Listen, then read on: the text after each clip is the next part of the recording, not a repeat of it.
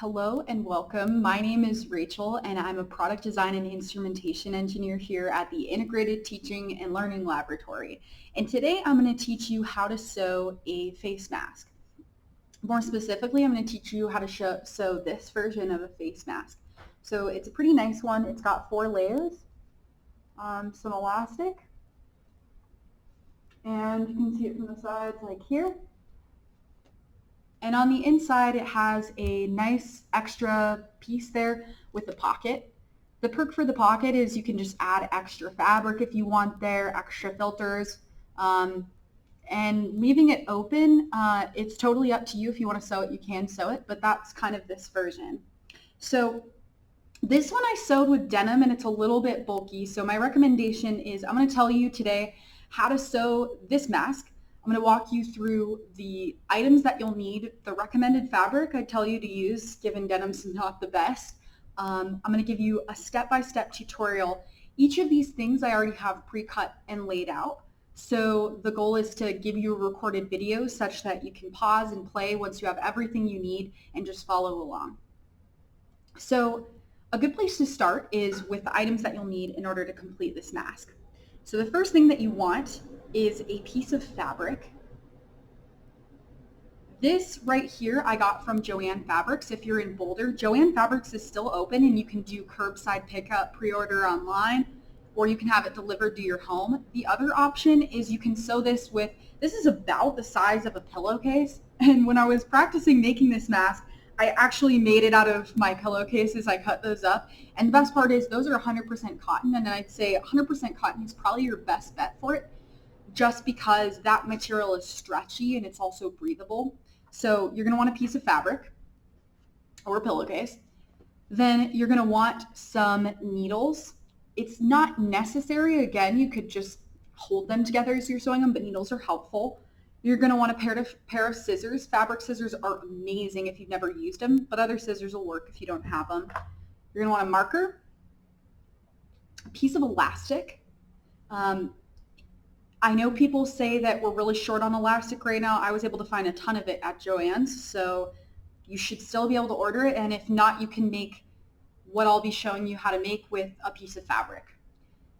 The last item that you're going to want is there's this really cool Owlbee sewing template that is how I made this, and so I'll include this in the comments below or in the description below, and you can actually download this. We'll be using piece B, which is this longer piece, and piece C. There's a piece A and you won't need it. So that's the 2 items and you'll need to cut them out. You can either trace them on your computer or print them out. Totally up to you.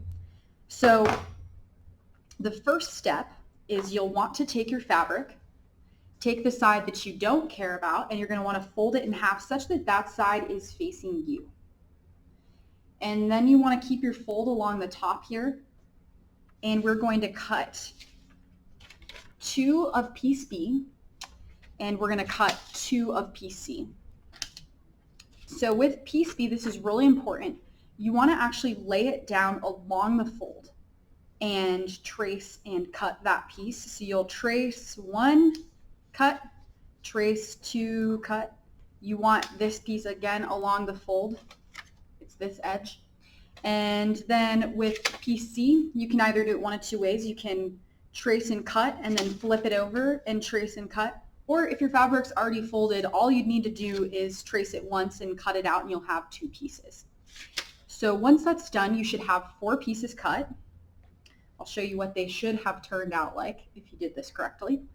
So you're going to have 2 of these butterfly looking pieces, and you'll notice that this is why I had you cut along that fold, because once you open it up, you have this entire piece right here, and that's what you're going to need for the outline of it. So we'll have 2 of those, and then we're going to have 2 of piece C, which is kind of these shorter pieces. So the butterfly is going to be for this main frame of it, and then the 2 smaller pieces are for this extra pocket. Now, you actually don't have to add the extra pocket, but I'm going to show you the whole tutorial with you adding it. And if you want to just skip that step for simplification, that's totally fine. It's also less layers, so sometimes it's more breathable with less. I've sewn it both ways. Okay, so the next step is you're going to take this butterfly and you're going to take the piece the side you don't care about, and you're going to lay it flat with the other piece, such that you have the two pieces you don't care about facing the outside, the pattern facing the inside. And you're going to do the same thing with the other piece of fabric, just like so, facing each other. I like to do all the pre-prep work on the mask, and then I'm gonna show you how to sew along curves and straight lines, and that's about all the technique I'm going to give you for sewing, because be it threading the machine, be it other things you can learn elsewhere. So this right here, the next thing you're going to want to do is pin the mask together like so.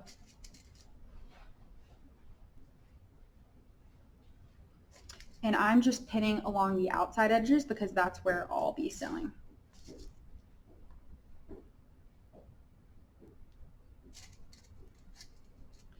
And I'm not going to do the full pin because you can kind of get the point. You want to do it about 1 inch apart or 2 inches apart.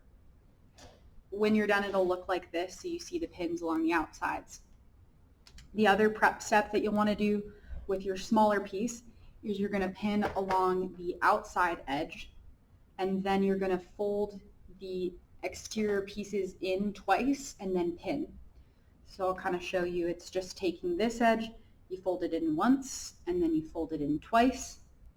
You pin along the outsides. Once you're done with that step, you'll have this piece all pre-pinned, and the nice part is I already started sewing this one for another tutorial, but you're going to want to basically sew along the curve and along the sides.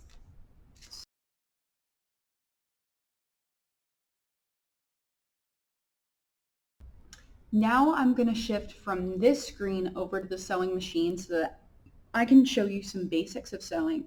I'm not going to show me sewing all of these pieces, more just tell you the steps. I'm just going to give you the techniques of sewing straight lines, sewing along the curves, locking your stitch such that it doesn't come undone, such that you can sew every other piece that you'll need to as I complete this tutorial. So here's the sewing machine over here, moving over here. So what we're going to want to do is I'm actually going to start with one of the straight lines. So I'm just going to take this and make sure it's open so that I'm not sewing these two pieces together. I only want to sew along this edge just to lock it in. So you'll want to place this underneath what are called feed dogs right here. So I have my feed dogs up, and there's a lever in the back here that actuates those feed dogs.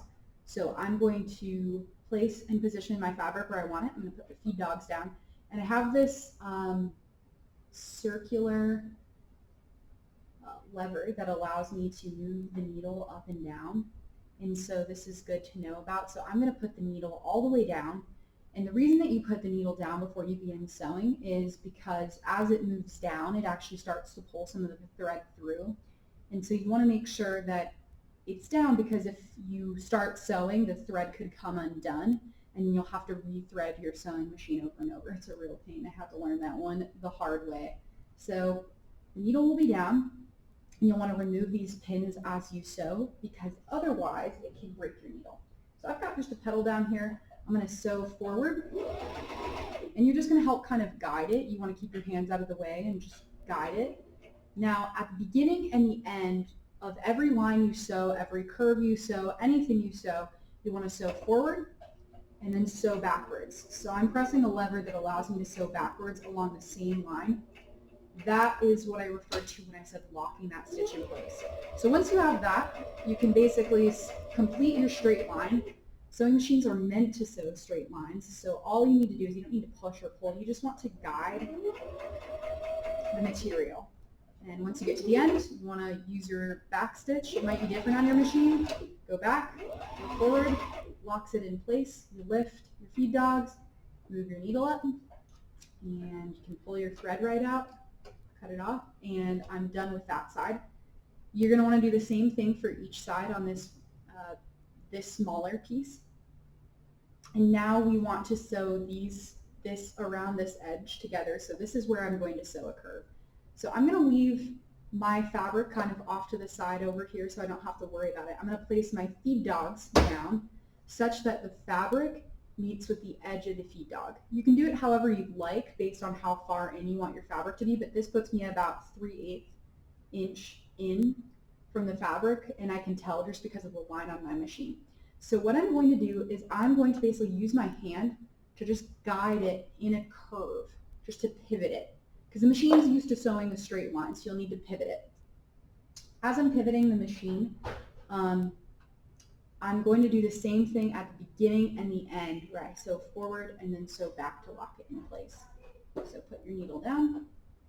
You're going to sew forward,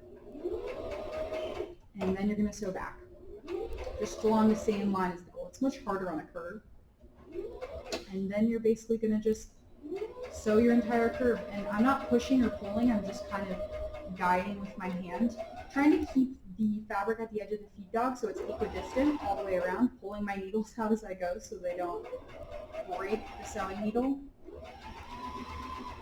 And then sewing back when I get to the edge, sewing forward, and lifting up.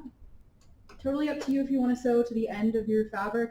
I don't do that. And then once you open it up, you have this kind of nice piece now where you're not going to see what you've just stitched, which is really nice, so you won't see it. So that's what you're going to have. You're having it sewn along each of the edges. So that's all the sewing that you need to do on this piece in preparing it. Next, I'm going to move back over to the other camera and walk you through the rest of the steps, but these are the only 2 techniques you need for this tutorial. All right, so moving back to here. Once we're done with that, we will have this all sewn together, ready to go. That's going to serve as the pocket and the extra piece of material that comes on the inside. And then we're going to sew along the edges here and along the edges here. Same technique that I used for the curves, just make sure your fabric's off to the side so that you're not bunching it up underneath and sewing 2 pieces together. So you're going to sew along the edges there, and once you're done with that, that's going to be your finished product such that we can turn it inside out. And then the next piece you'll want to do is you'll want to lay your pocket such that the 2 nice pieces are facing up. So I'm going to put one here and one there together, and it'll just kind of look like that, of placing the pocket on top of your material. I'm going to show you another piece that I've pre-prepared so you can kind of see the differences. So this is the 2 nice sides facing up, and you'll see I pinned just along the bottom and over the top because you're only going to be sewing on the top and the bottom in case you wanted to put anything inside of here. If you don't, you're welcome to sew along the edge as well. It's totally up to you. All right, so that's the next step. Sew along the top, sew along the bottom. And once you're done with that, what you're going to end up having is it sewed together. And so once that's sewed together, what you'll want to do is just take it and turn it back to the piece that is the fabric side that you don't care about is facing you. And we're going to, you can't really tell with this pattern because they both look nice, but with this fabric type, it's pretty easy to see. So you're going to be turning it inside out such that this is facing outward. And we're going to take this and we're going to make it such that it's folded kind of in half like this. You're going to put it together.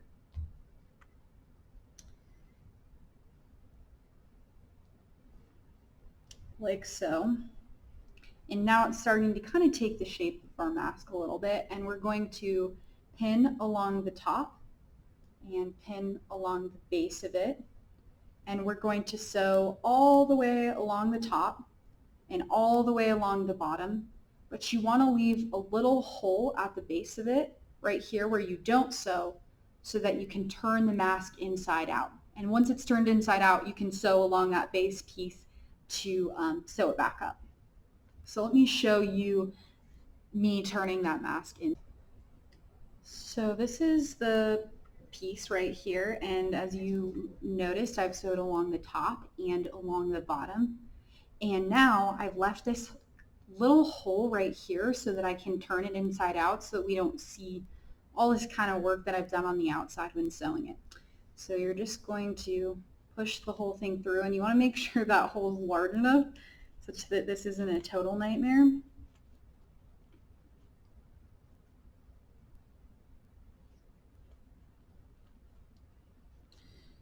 Right. Yeah, and I definitely didn't make it quite large enough, so this is a little bit tougher. But once I'm done, this is really nice because now you can't see all of this work that I've done to sew it. It's just going to look really nice from the outside. And so now what you'll see is you have this pocket right here, open there, and you have this side, and you can basically put it together. It's starting to look like the mask that we talked about. The last piece that you'll want is you're going to want to fold these pieces in, and then you're going to sew this at the end to complete that. Pretty easy step there. You will see the stitching, but it's kind of the trade-off. The next thing you want to do, and this is the last step, is you're going to fold this side in and you're going to sew along the edge. The reason being is if you have a piece of elastic, you'll want to sew it together like so you have a loop. Or you can do this with fabric or string, whatever you have, you can do this with. You'll place it on the inside and fold this over. We'll sew along the edge here and sew along the other edge. And once you're done with that step, you will have a completed face mask. So this is the final finished product. I have it all sewn here. I didn't tell you how long to make the band because that's just going to be based on the size of your face and what you need. So just cut to length, and if you mess up and it's too short, you can always cut this and re-sew it and loop it together. So this is the final product.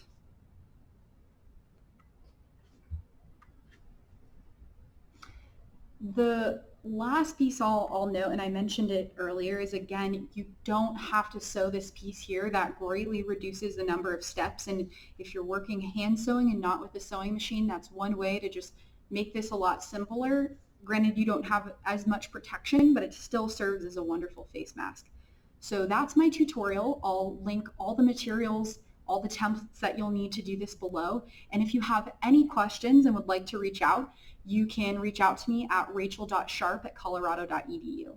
So that is rachel.sharpe@colorado.edu. Thank you, and I hope this helps you make a mask for yourself, your family, or your friends.